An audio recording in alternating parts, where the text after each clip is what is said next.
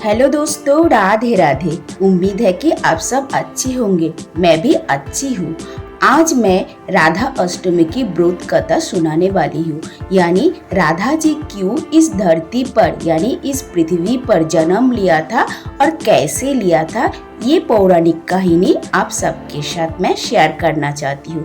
शायद आपको भी पता है, तो चलिए फ्रेंड शुरू करते हैं।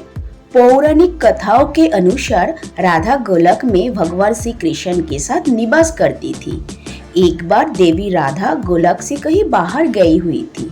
जब वापस आई तो उन्होंने देखा कि कृष्ण भगवान गोलक में कहीं नजर नहीं आ रहा है। उस समय भगवान श्री कृष्ण जी अपनी एक सखी विरजा के साथ गोलक में घूम रहे थे।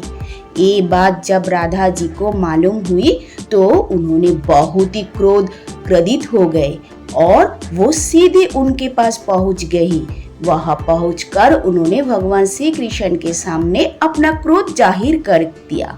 राधा जी का ये व्यवहार भगवान श्री कृष्ण की जो प्रिय मित्र थे श्रीदामा, तो इस श्रीदामा को बिल्कुल अच्छा नहीं लगा और उन्होंने राधा को पृथ्वी पर जन्म लेने का श्राप दे दिया।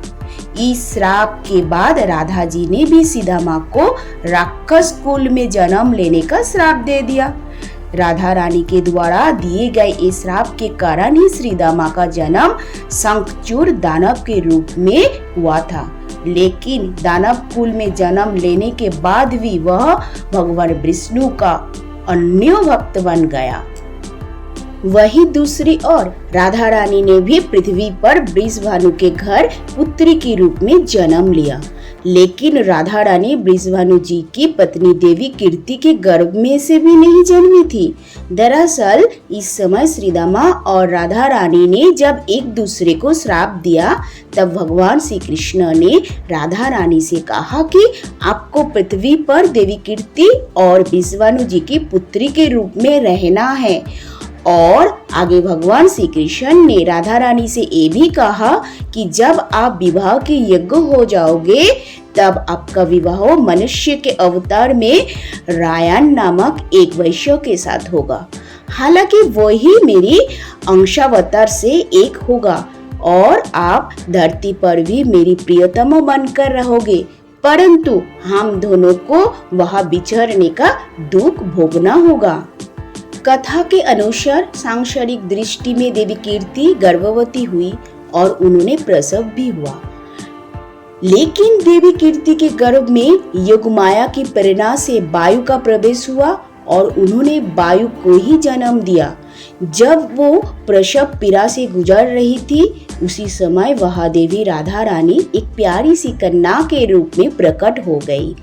जिस दिन राधा रानी प्रकट हुई वो भाद्रपद शुक्ल पक्ष अष्टमी का दिन था। इसीलिए भाद्रपद शुक्ल पक्ष अष्टमी को राधा रानी अष्टमी के रूप में मनाने की परंपरा है। इस शुभ दिन भगवान श्री कृष्ण और राधा रानी की विधि विधान से पूजा अर्चना किया जाती है।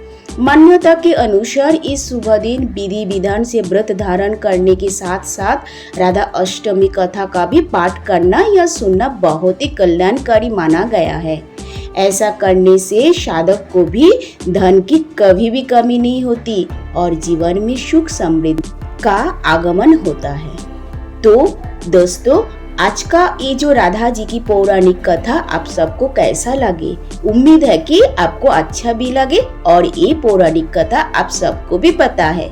लेकिन आप राधा रानी जी से प्यार करते हो तो इस वीडियो को एक बार लाइक जरूर करना।